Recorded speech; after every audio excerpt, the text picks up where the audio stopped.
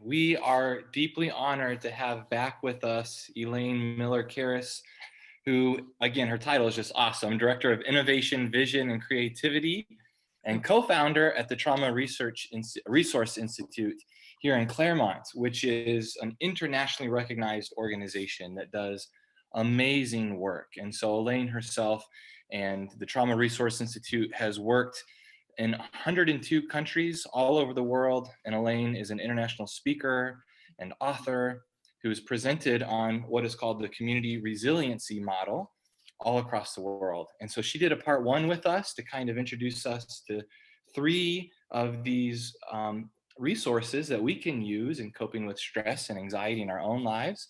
And she is back for part two. So welcome, Elaine. We are so grateful to have you today. Well, thank you, Jacob. It's really wonderful to be back again. And I am glad that it's November 1st. I'm kind of anxious for 2020 to be over. I don't know if anybody else is like me. It's been quite a year. I think 2021 is going to be better. I have an idea about that. Although I have to say there's always a light, even when there is a crack in the world, and have felt that way. There have been many learning opportunities, I think, about 2020 for me personally. And certainly through the organization I co-founded, because we have been busier than ever because we didn't realize that that whole idea of doing things online would bring so many more people to us. We just did a training a couple weeks ago, and we had two lovely women from Angola, and they work for the ministry in Angola who are having lots of challenges for lots of reasons. And they had heard about the model but didn't really think it was possible for them to physically go to one of our training sites. So here we had them. Of course, they were getting up at an ungodly hour to be able to participate in our training, but it's really been a wonder. And also, I guess, I felt very grateful that we can kind of spread this word about resiliency throughout the world I don't know how it happened, but it certainly has happened. I'm looking at Rick Rogers in the corner because he knew me when it was just kind of an idea. And here it has gone in places that I would never have imagined. So I hope that most of you are with us when I was here. When was that, Jake? I don't know if anybody else is experiencing COVID time that you could say it happened last month or 5 months ago. I go, okay, I was here 5 months ago, or I was here last month. I don't know if I would I know. think it was June, which is so. Oh my God, was it really June, July, August, September? June, It July. has been, it's been 5 months. Oh my gosh. Okay. It seems like we were just all here together. So, for some of you who may have been with me before, and don't worry if you weren't, because I'm going to do a little review, but I'm just wondering about where you are in your zone today. Do you think you're in your okay resilience zone, or in your high zone, or your low zone? And if you would like to, it's an invitation. I will invite you to put it into the chat. And I always think that if I'm going to ask you to do it, I should do it too. I'm definitely in my okay zone today so far. We'll see how it goes, because it can change during the course of the day depending on what might happen. But I will invite you to go ahead and put it into the chat. Where are you today? Well, so far I'm the only one that has put anything in. So maybe no one else wants to. Again, it's an invitation. Barbara, thank you, Barbara. Okay, Lynn is high. Okay, Lynn, we're going to help you maybe get back in high zone. Yes. The election. Yeah, I don't watch the news anymore. Okay. Yes, and I didn't, right. This is November 1st, and in a few days we will have an election, and hopefully know on Tuesday who the president will be. And I imagine that's on many of our minds right now, but we have many people that are saying they're in their okay zone, which is good. But wherever you are in your zone, it is just the way of being human. And we'll talk about how you may be able to get back into your okay zone if you're bumped high or bumped low. And that's been kind of the beauty of the model as we've shared it around the world. And we certainly, I think I may have mentioned last time, we have shared this with more people around the world in the last 8 months than we probably did the previous year, because our reach with Zoom has been more than I could have ever imagined. So I am going to go ahead and share my screen and start with a slide presentation as we did last time. And also, I really encourage you, and maybe Jacob, you could read if there's any comments or questions in the chat. if you would share those with me as we go through, because I could certainly always pause to make something clear if someone has a thought that they would like to make as we go through the second part today. Would you do that for me? Great, perfect. Okay. So just like we started last time, I'm going to ask you to all maybe remind yourself and to answer one of these questions. If you want to answer all of them, it's fine as well. What or who uplifts you? What or who gives you strength? And what or who helps you get through hard times? And maybe what's helping you get through right now, as we've had quite a few months of social unrest and the politicization of everything, COVID-19. What's helping you right now? And as you think about it, I'm also going to invite those of you who want to put your answer into the chat. And I'm going to actually say mine out loud. It's my family. It's my little granddaughter who's 4. My goodness, she gives me such joy. I'm also grateful for the people I've met around the world that represent what also is good in the world, what else is true. People who believe in social justice and ethics and compassion. Truth saying. And as I say that out loud, I took a very deep breath. And for those of you that were with me last time, you know that paying attention to sensations is a very important part of what we do with this model. So just even notice as you think about the answers to these questions, and again, if you put them in the chat or not, whatever you'd like to do, is notice the sensations connected to what or who uplifts you, what gives you strength, what or who is helping you get through, or in the past or presently. We call that a resiliency pause. And sometimes it's important in all of our lives, every now and then, to take a resiliency pause. And I'm going to remind you all that if you forget everything that I've said today, that we have an absolutely free app in English and in Spanish, where it will tell you all about the community resiliency model and how to get back into your zone, including you can listen to some of the skills to help you. And we know that the more you pay attention to your well-being, the more that it grows. And you'll hear me say it again. So I'm going to remind you that our resilient zone is kind of our vitality. It's when we are hopefully in our best selves. We can be sad or mad in our resilient zone, but we can handle the distress and also still show up as our best self and not cause injury to others, as we may have different emotions within the resilient zone. But as life has it, there's that thunderbolt. And I think for some of us, it's the election. And certainly it can bump us into the high zone or the low zone. And the high zone is when we are irritable, edgy, maybe panicky a bit, maybe having angry outbursts. We can only stay in that high zone so long before we get bumped down into the low zone where we feel disconnected, numb. And this is the human condition, that it's very unlikely that that there's somebody on the call that hasn't been in one of these zones some part of their life. But the good news is that if you have been stuck in either the high or low zone, that you can get out of it and you can get into that resilient zone by cultivating and paying more attention to your well-being, because we know that brain cells that fire together wire together. What you pay attention to grows. And of course, I even have a slide that I made for it because it's so important. And, remember that metaphor that I used last time about the garden. So if you only water the weeds in your garden, they just take over. But if you start paying more attention to those vegetables and the fruits and the flowers, they have a tendency then to grow hardier. It's not that weeds aren't there, and weeds can be medicinal, as we know, but what do we want driving our bus of our well-being? And I know that I want it to be my resiliency, which is one of the ways I describe my well-being.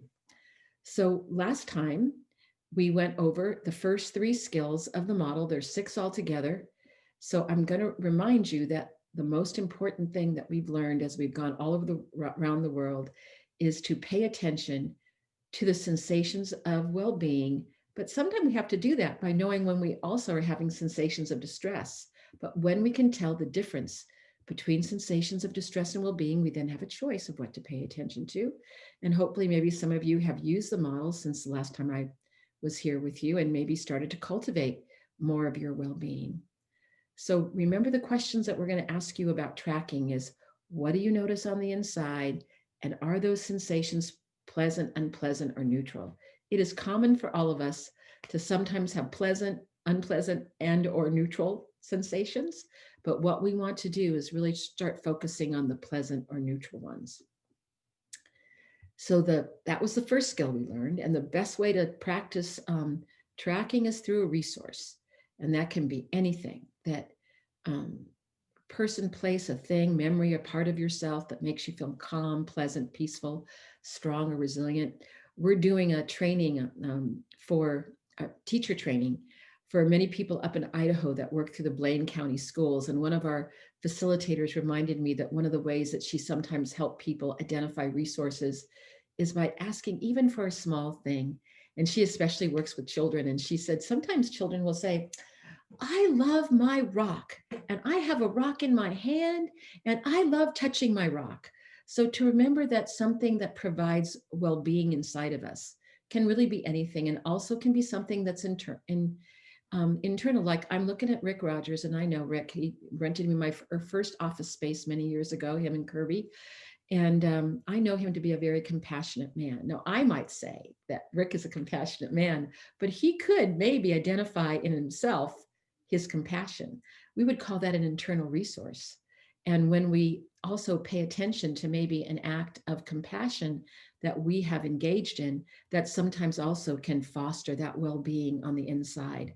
And I'm looking at the two lovely pastors at UCC.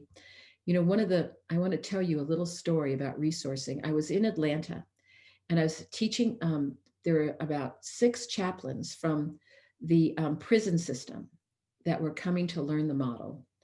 And they were all Christian chaplains. And one of them came up to me after learning resourcing and tracking. The second morning of the workshop, and he said, Elaine, I want to tell you something. He was an older gentleman, even older than me. I'd say he was in his 70s. And he said, I've been saying the Lord's Prayer. And he has that wonderful Southern drawl, every day of my life. He said, but I've never experienced it as I did this morning. And I said, well, what happened? He said, well, he goes, I was saying, our Father who art in heaven, and I was sensing it. And I felt him right inside of my bones. I said, oh my. I said, and as you're telling me about it right now, can you still sense it? He goes, I can. He goes, I've sensed it before, but not in the same way. He said, so I'm going to keep paying attention to that portal of sensation because it really made a difference in my spiritual life. I just loved when he told me that. And even when I'm telling you the story, I have a big smile inside my heart.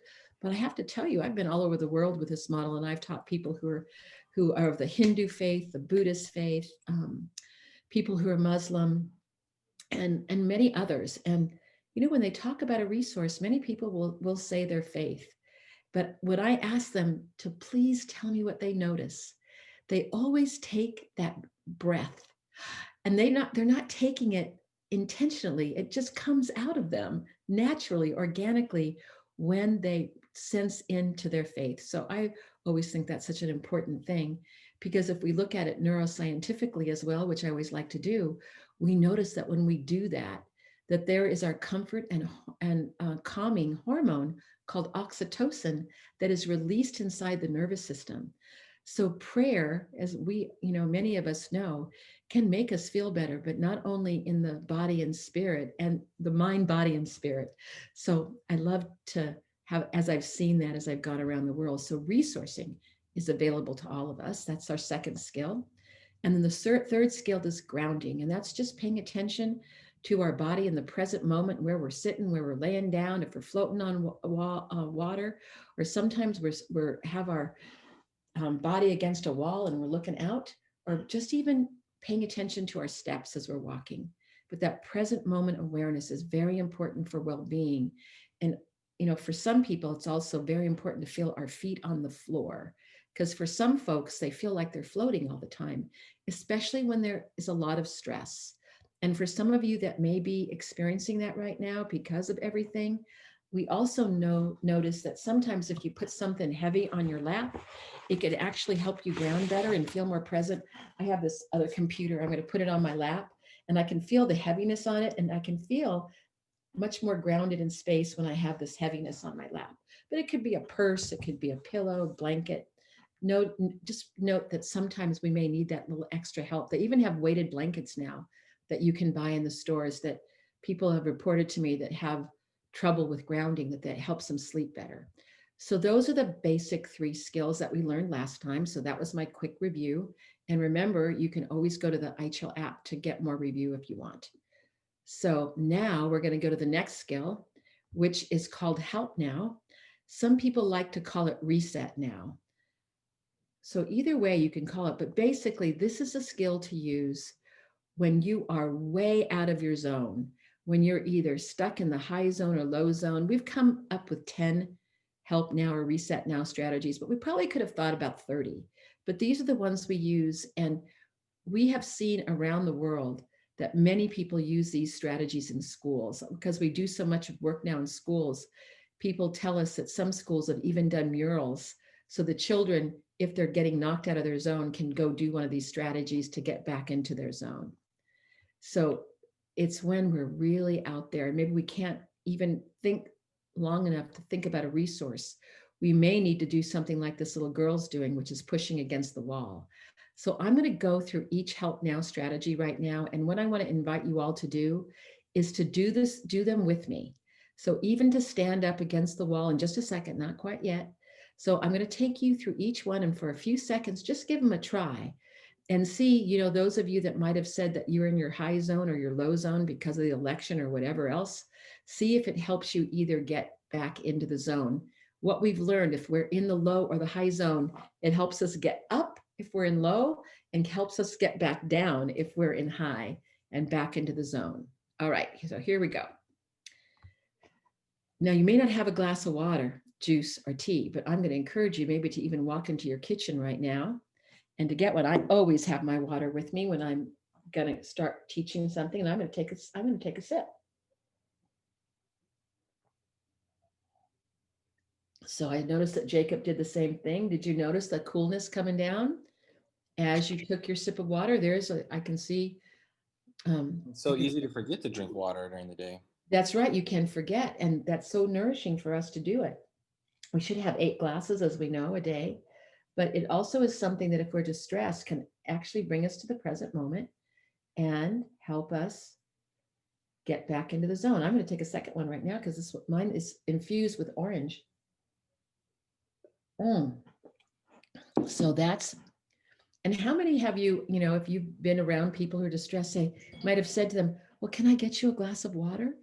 And that just has helped. So many of you are going to say, I knew these already, Elaine. And we know that. We've just kind of put them on a menu to remind you of things. So right now, I'm going to invite you to touch a surface that's near you. And like I have a table next to me, and I'm touching it with my hand. And I can say that it's hard, it's cool. And even just as I said that, because this is actually a practice that I have is when I get out of sorts is touching a surface, I just took a deeper breath. And just even notice if anything happens on the inside as you touch a surface. You can pick anything. It could be a blanket, could be soft, could be warm. All right. Next one. Just kind of look around your room, the space that you're in, and see if anything catches your attention. I'm going to look around my space and I'll tell you about. Well, oh gosh. I don't know if you can, I have some angels in my space.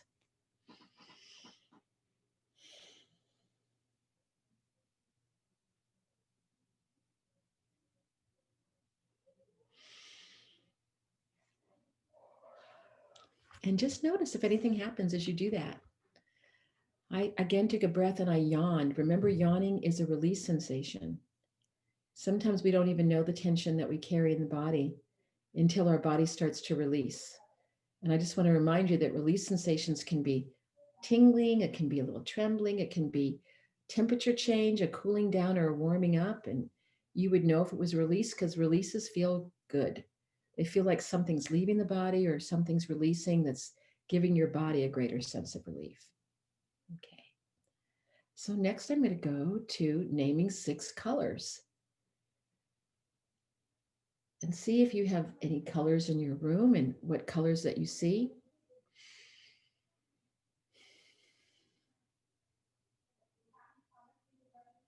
I was talking to a counselor who works at Wake County Schools in Atlanta, and she was telling me the story of a little boy who was way out of his zone, and she went to get him, and she took him into her little space, and she goes, let's look at the colors in the room. And he was like kind of wild, and he said, okay, I see green, blue, red, oh, there's yellow, oh, there's pink. And she said you could just see his body start to relax as he named colors.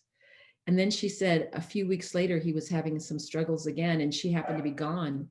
And so he told the teacher, he goes, I want to talk to the lady who helps me with colors, because he knew that it helped him stabilize his nervous system. So some of the suggestions that we have here are so simple that we've even seen where children start to teach other children these skills.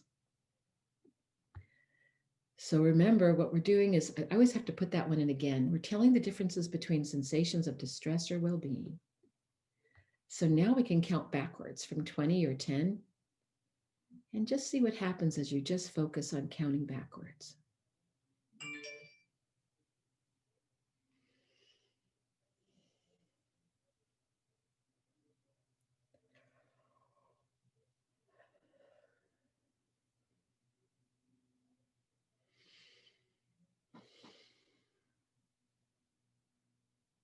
And just pay attention to what happens when you do that. See if it also brings in more calm or not. Remember, these are all just suggestions. Some people don't like counting. So this wouldn't be the best help now strategies, which is why we have 10, because some of them may work for you and some of them may not. So what is the temperature or space in the room that you're in right now? Is it cool? Is it warm? Hot? And just notice, is it pleasant, unpleasant, or neutral, those sensations in the room? Do you need to get a sweater? You need to get some lighter clothing on. We've been having kind of funny weather, coolness, and then warmth like we had yesterday.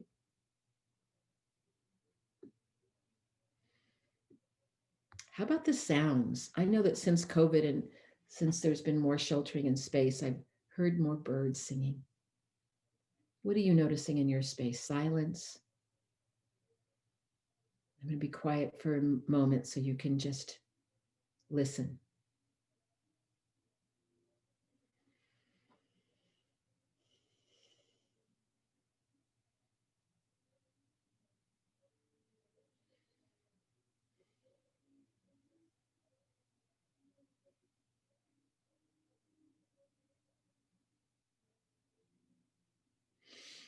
Sometimes when I'm working with children and they're having a hard time, I might say, oh, did you hear that bird? I think I heard a bird outside. And all of a sudden their awareness shifts, right? So it could be any sound.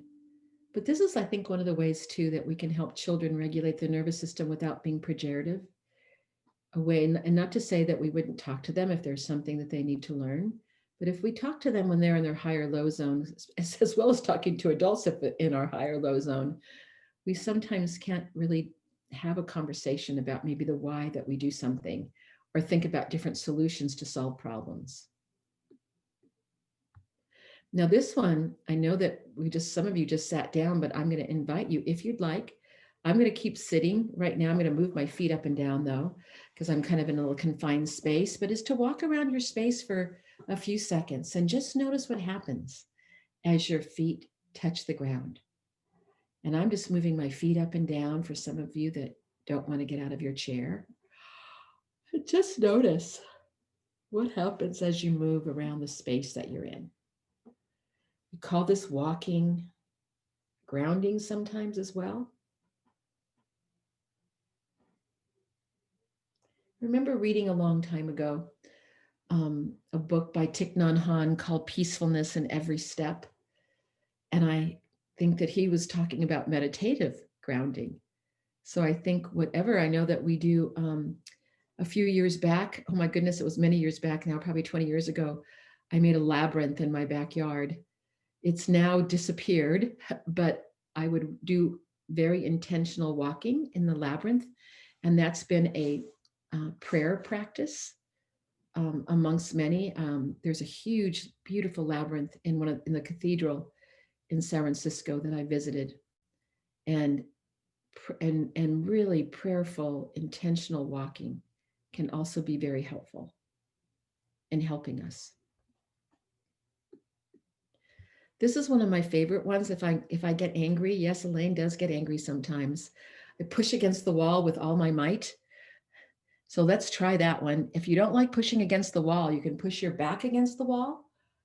Or if you don't want to get out of your chair, like I'm sitting in my chair, I'm pushing my back against the back of my chair. Or you can actually put your hands together and push your hands together like this. And feeling that energy can sometimes dissipate some of the charge of being in the high or low zone. I've worked a lot with veterans of wars, and they've often have said to me this is a very helpful thing for them to do when they feel the energy is just too much in their body and they just need to get it out.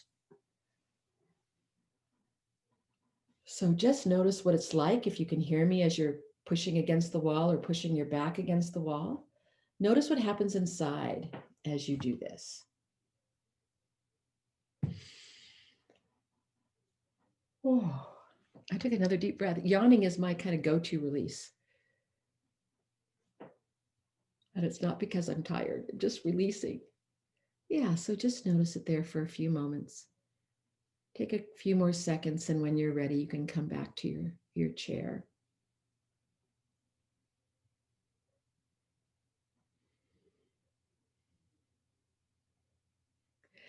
I also want to remind people that one of the sensations of release when we access the parasympathetic, if we've been in our high zone, is to burp. And I just, indelicately, I'm sharing with you that I just burped. I didn't really think I was in my high zone before I started out, but I did kind of have a little bit stressful day yesterday. So my body's probably still releasing.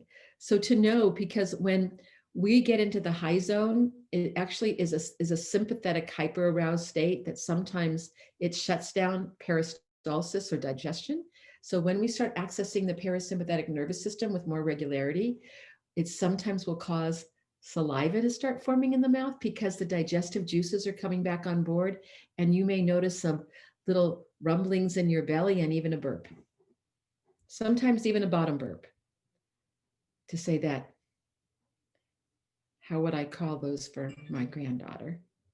So that's Help Now. So we just went through all those skills.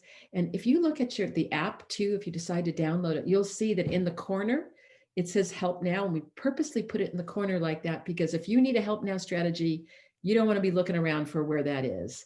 So if you push that button, it's my voice reading the different Help Now strategies.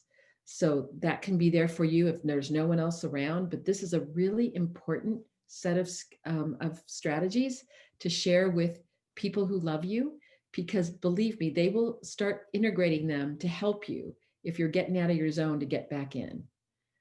My daughter might say with me, Mom, hey, you want to go for a walk with me right now? I go, what a good idea. I know what she's doing. She knows that I need to relieve myself of some stress, and that walking always helps. So I'm going to move into, before we learn the other skills, I want to talk a little bit about the organizing principles of the brain. And in our model, we teach brain science in a very simple way. If we have any neuroscientists in the room, we do know the brain is more complicated than this. But we find that as we go around the world, it helps to have some basic knowledge. And we call the brain stem, this part of the brain that we see in red, is the survival brain, and it's instinctual. Like if you had breakfast this morning, your food is being digested. You're not saying, hey, belly, digest your food. It's just doing it all on its own.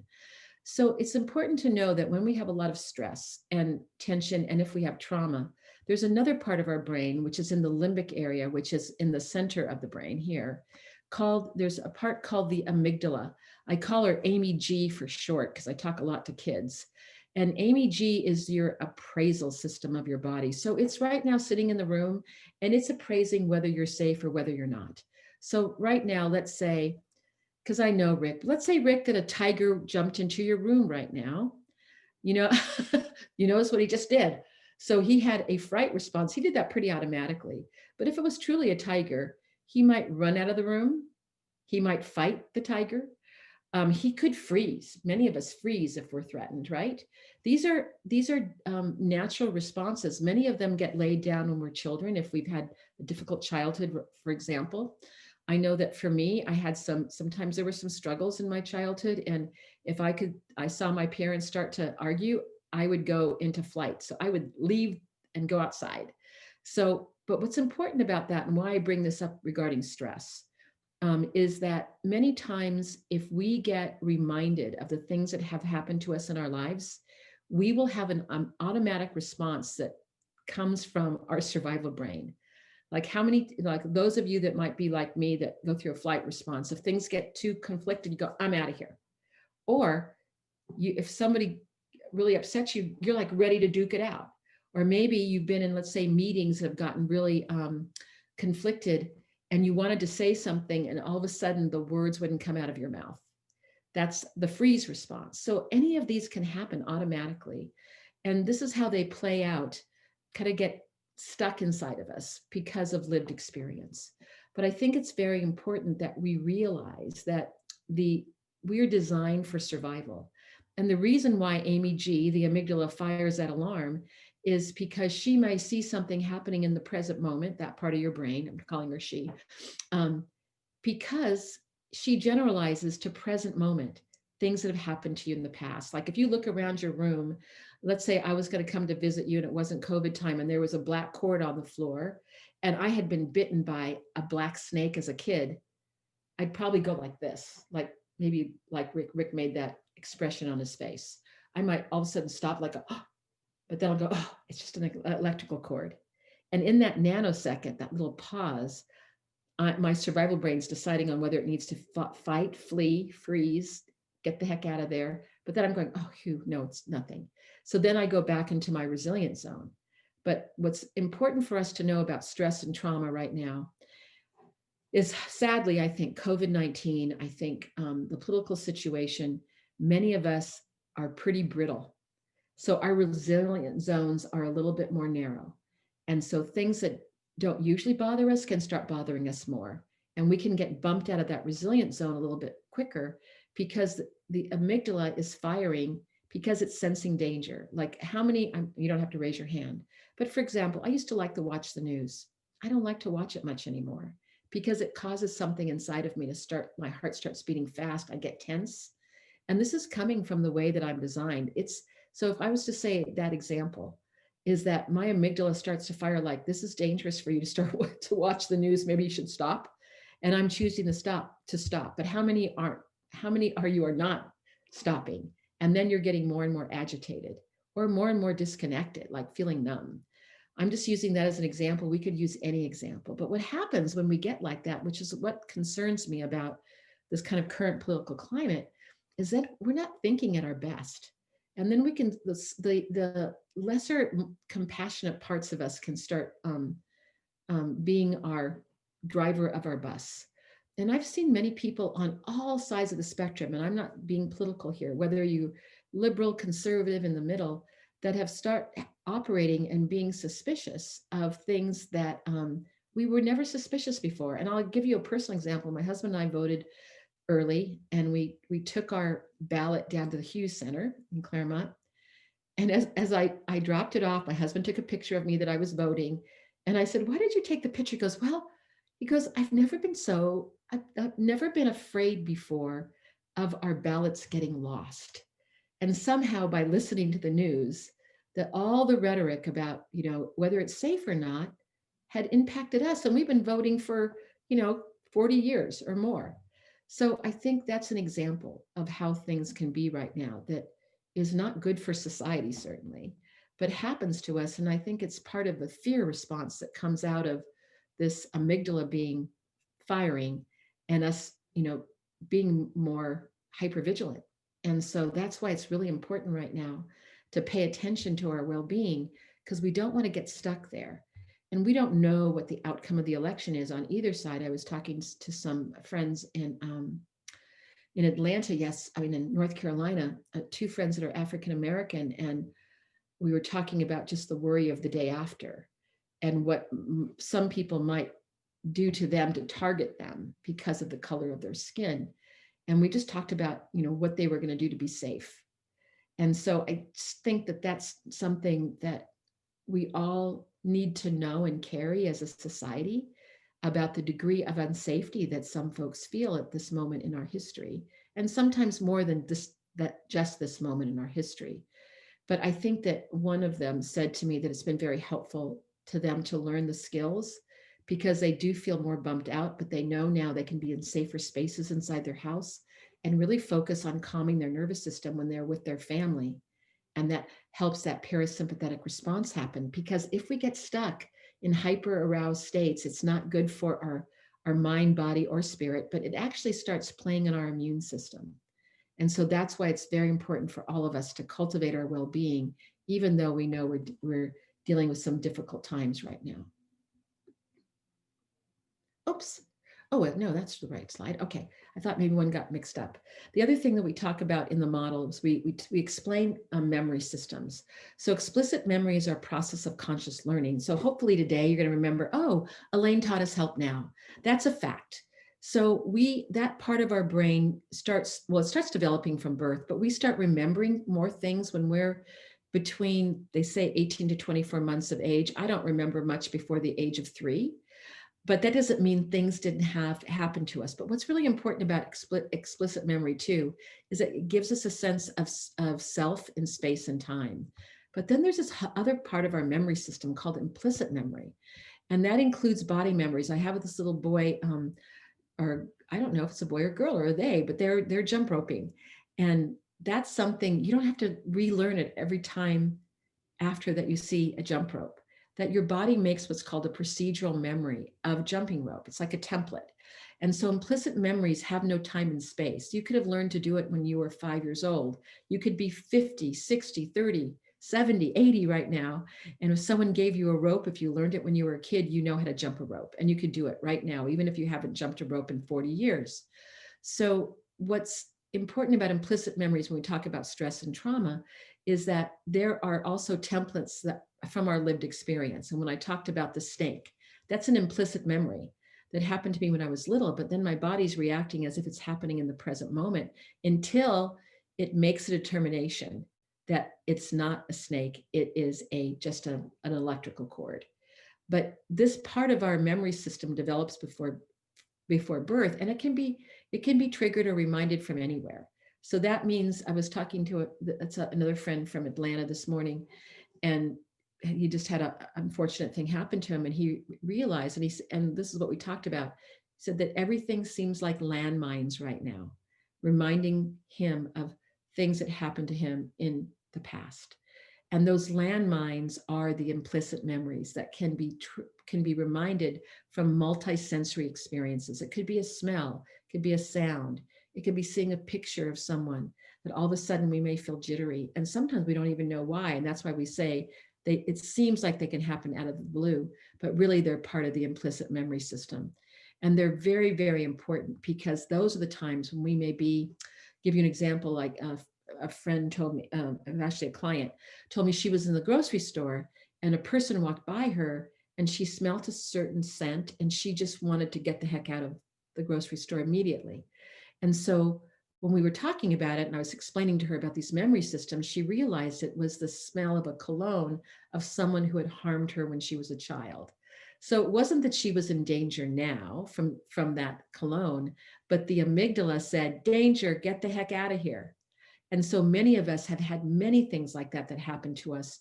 And I talk about this in our CRIM model because I think it's important for every human being to know that this can happen to us and we don't necessarily have a concrete conscious memory, explicit memory of it, because it could have happened before we were 2, right? So, or it could have happened, and maybe because it was such a difficult trauma, it was seared out of our explicit memory. You often hear like people after motor automobile accident say, well, I don't remember much. All I remember is waking up in the emergency room or in the hospital room. Does that mean that nothing happened to them? Of course, something happened to them, but it's in their body memory, not in their explicit memory. Okay. So we talk about memory capsules, and this is a memory capsule of explicit memory that has to do with something positive that happened to you. So can any of you remember, let's say, the first time maybe that you fell in love, if you've ever fallen in love, and what that was like to be with that person?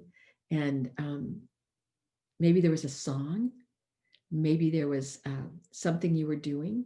I can remember that my husband and I, our first date was seeing Lady and the Tramp in the drive-in theater. And every time I see that movie, I just get this kind of sweet lightness inside of me about falling in love with my husband. So that is an implicit memory that happened. Oh my God, I hate to tell you how long ago that happened. Oh my gosh, I'm getting so old. That happened in, gosh, 1974. That's a long time ago. Some of you weren't even born yet, but yet my body feels as if it's happening in the present moment. So that's one of those positive implicit memories. But on the other hand, we can have the ones I was talking about before that can be the unpleasant ones that can remind us of things that have happened in the past. And all of a sudden we feel all the ingredients of it. But the good news of it, you can intercept the hijacking of that by tracking, by doing a help now strategy, or some of the other skills I'm going to teach you before we end today. All right. So now, are there any questions? I'm going to see, Jacob, if there's any questions in the chat for me right now before we go to the next skill. Nothing in the chat right now. Okay. I'll put something in. I'll speak up. Oh my gosh, and I can just see that for some reason that, hold on for a second, because it seems like one of my skills has disappeared, but I'm going to stop sharing for just a second. And I'm going to look at my slide deck to see what happened to a very important part. Okay, for some reason it disappeared. So I'm just going to talk about it.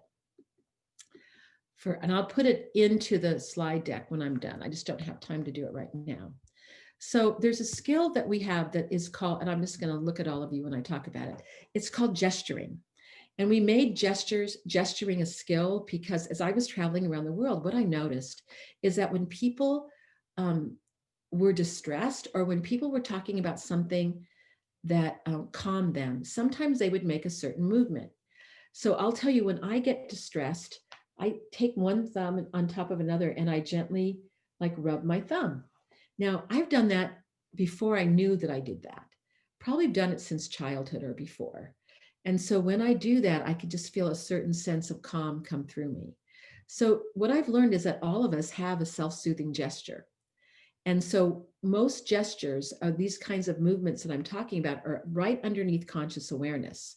So what I'm inviting you all to do is to think about what your self-soothing gesture could be. Now, some of you may know of your partner's self-soothing gesture because it could bug you. So, for example, some of you might move your leg up and down very fast. And I have seen that leg movement actually be a way that some people, for some leg movements, are a release of the autonomic nervous system. And so when you bring your attention, I'll just say, well, just notice that your leg is moving right now. And so sometimes it will move a little bit more, and then it will eventually dissipate. Kind of like the ocean waves that are big in the beginning and then they kind of just disappear. I have had grown big old men just start to cry saying, oh, I've been moving that leg my whole life and everybody's always made me feel bad about it. That's the first time anybody said, just notice it because maybe it helps you. So those are the movements I'm talking about. And so with intentionality, and I've done a lot of work in schools, it's really helped a lot of people understand some of these things that happen. And for some of us, that really is stabilizing, that kind of movement. But I've also seen, besides the gestures that are self-soothing, like I've seen people make gestures too, when they're, let's say, whatever religion they are, they sometimes will come like this with their hands when they're getting into a meditation or a prayer. That happens automatically right underneath conscious awareness. Or sometimes I'll see, and you may have seen this in your own life, let's say I was talking to one of you and we were having a discourse that I was getting a little upset and I wanted to stop. I'd go, okay, that's enough. Sometimes we'll put our hand like a protective movement. But have you noticed when people are joyful, they'll sometimes say, can you believe what just happened? They'll sometimes move their hands like this. Or if they have had sometimes when someone has just had something happen to them that they feel empowered by, you almost see like them stretching up. You'll see that they become almost taller, no matter how short you are actually in stature. And people, and when I said, boy, you just look taller. They'll say, well, I just felt this energy go up my spinal column. So we have all these sensations that are connected to what we think and what we feel. So that's why we made gestures, or we call it gesturing, a skill, because we are encouraging you all, and we're going to work with, I'm going to teach you, we're going to do some exercises right now. If you start cultivating, for example, your self-soothing gesture and noticing sensations connected to it, you can be using it anytime. Like I could be really stressed out right now, and I could be doing my self-soothing gesture, and I take a deep breath and I'm getting into my zone, right? So it's something that usually we can do like that. Some people like move their one foot against another foot, or my daughter does this with her hair. She'll start pulling down on her hair, and that is something that calms her. So, okay, I'm going to invite you all on the count of 3 to do your self-soothing gesture at the same time as we're all here together. All right, so I'm going to say 1, 2, 3. All right. Let's see, I start to yawn.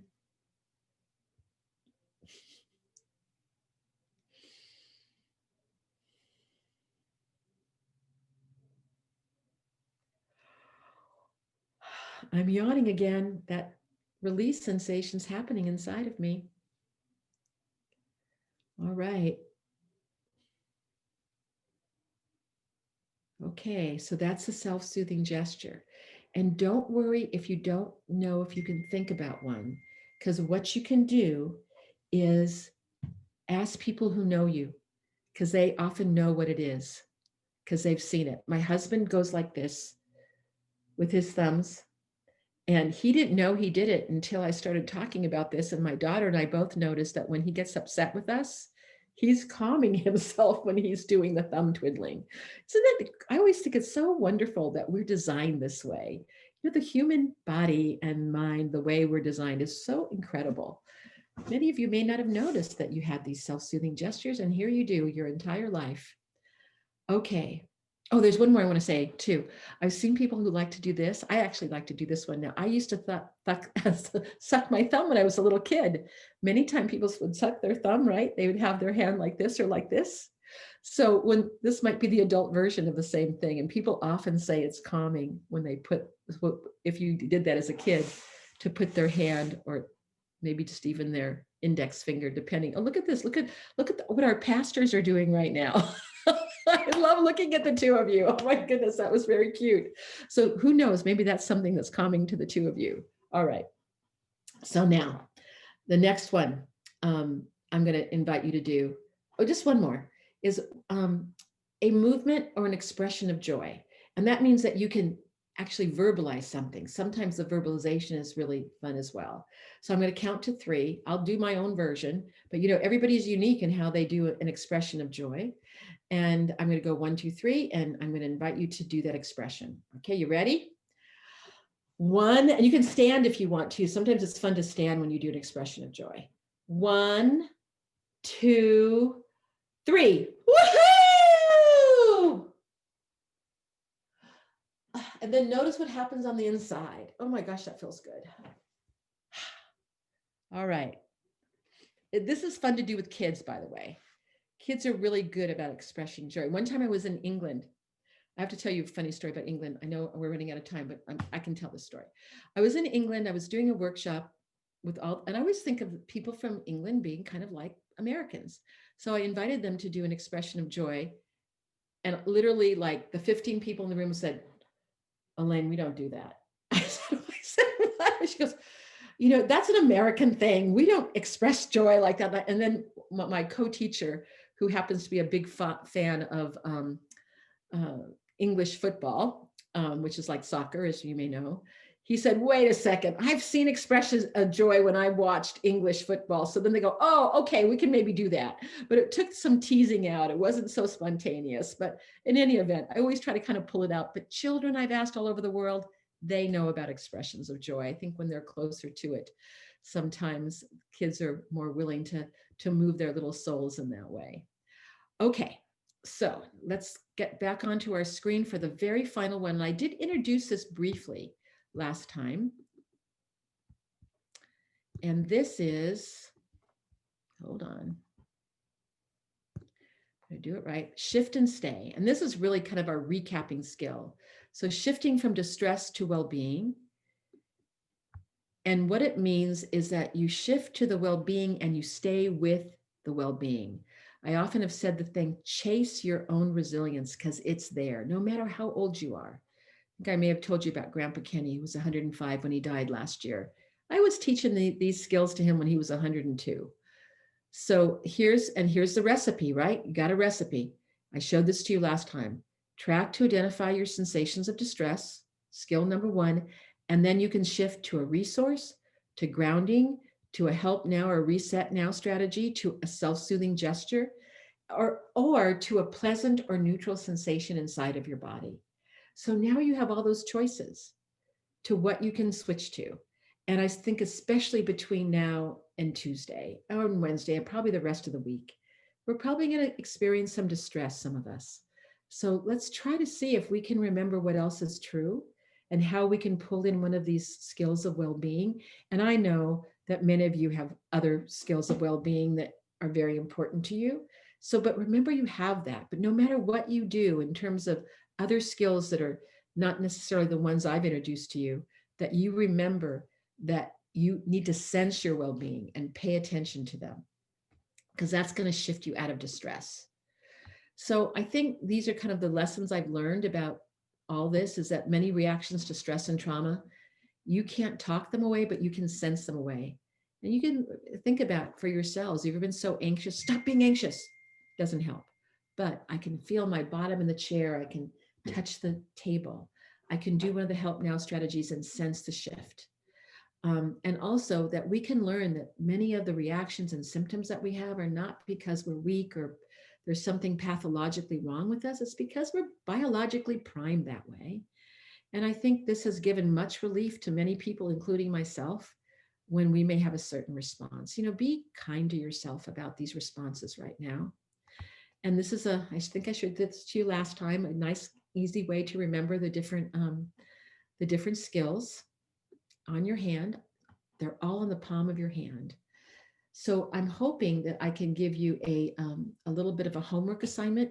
Of course, I'm never going to read the homework, so it's up to you whether you do them or not. But this is going to be sent to you by Jacob. But create a self-care plan for you right now. What are you doing to widen your resilient zone already? And if you found any of these skills helpful, how could you weave the skills into your daily routine? Which skills would be the most helpful? And what specifically do you need to do differently to embark on a better self-care plan if you think yours needs improvement? And then, once you do that, why don't you write a nice little statement of encouragement to yourself? How can you strengthen your resolve to improve your self-care plan? And once you do that, you can read the statement of encouragement to yourself and really pay attention to the sensations connected to that. And sometimes even new thoughts will emerge, and you can pay attention to the sensations connected to your encouraging statement to yourself.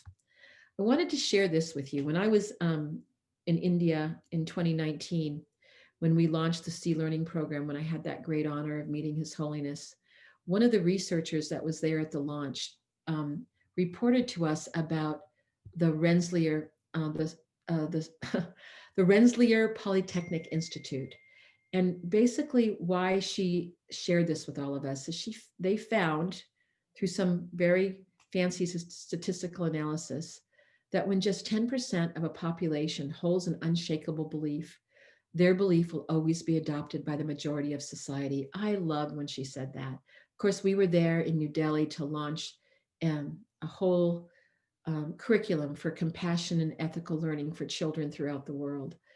So I believe that 10% is possible in any community. Of course, it can work the opposite way too, if it's not for our well-being and our health. But I certainly have always known UCC to be really at the vanguard of coming forward with social justice and well-being of everyone in their community.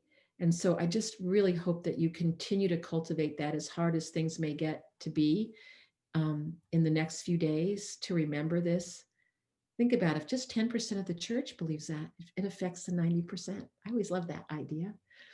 And then when we look at the research, I wanted to just share with you that, of course, they're doing randomized controlled trials. This was one that was published in January. I may have mentioned this last time, the nurses at Emory University. And they found that there was a very large effect size of improved well-being. That was only after a 3-hour class learning the skills.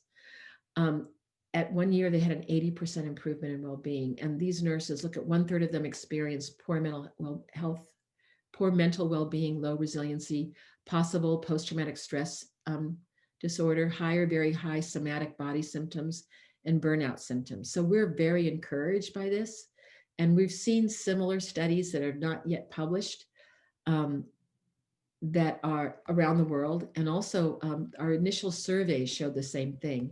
But I just love to kind of draw ourselves to a close. What did the nurses learn? They tracked sensations. They resourced to calm down. They grounded to release stress. They pushed up against the wall, using the wedding ring for grounding. Touch the fabric of my scrubs, just being still with myself and notice sensations, touching different surfaces, using nature and paying attention to smells and sensations, mindful of my body and surroundings. But when did they do it? And if you look, I'm not going to read all of them. I'm dealing with family dynamics, during codes when dealing with dying patients, after a difficult shift at work, all these different things that were their activities of daily living. But certainly this could be any one of us. So I'm really encouraging you to pay attention to your sensations. And this particular study right now is being, they got IRB approval for how these same nurses are using it during COVID. So we'll have more information about that soon. I'm just reminding you of the app. Remember, you can connect with the Trauma Resource Institute. We're right in town. We're all working remotely, but many of us live in town or nearby. Remember that, this is not just Elaine talking. It's been integrated by the United Nations and chosen. My book was chosen to be in their curated library for their sustainability goals. We've been all over the world. Oh my gosh, these are just some of the countries and many states. But I wanted you to also know that our commitment as an organization is to bring wellness skills based on cutting edge neuroscience to our world community, one person at a time, one community at a time. And we are really proud to be resiliency and trauma informed as we do this. And finally, my ending statement, Maya Angelou is someone I so greatly admired. Actually saw her once many years ago when John McGuire was president of the Claremont Graduate School, and he brought many amazing people to Claremont. It is a time for parents to teach young people that in diversity there is beauty and there is strength, which I think there's never more time right now to really cultivate that in our kids. And this is something that I often say: when we bring awareness to the inner wisdom of our bodies, well-being can grow, even in times of great suffering. Moments of gratitude can be seen and sensed. So that's it for me today. Oh my gosh, right at 10. Did I just do that in an hour? I can't believe that. I did it. It was a lot, I know. So thank you, everybody. I'm going to just take my, I want to just take my slides away, although I can't see my little thing there that lets me do that. It just disappeared. Oh, here it goes. Stop share. So I can see you all and say goodbye. I know that not all of you have your screens on, but for those of you that I can see, Lynn and Margaret, and our dear pastors. And Elaine, that was so great. Thank you so much. And I know people are going to go back and look at the first video recording of your first session as well. So anyone who didn't get to see that, it's on our YouTube channel back in June. All right. And then I'll send you the slide deck too, so people can have that. But remember to do that self-care plan. Remember what else is true. As much as there's so much vitriol and ugliness in the world, but there's also every single one of you that are cultivating your resilience to, keep working on it. I keep working on it. That's right. That's right. And we need it this week. So Yes, thank we you. do. Thank you so incredible much. presentation. Yes. Oh, you're welcome. Blessings to you all.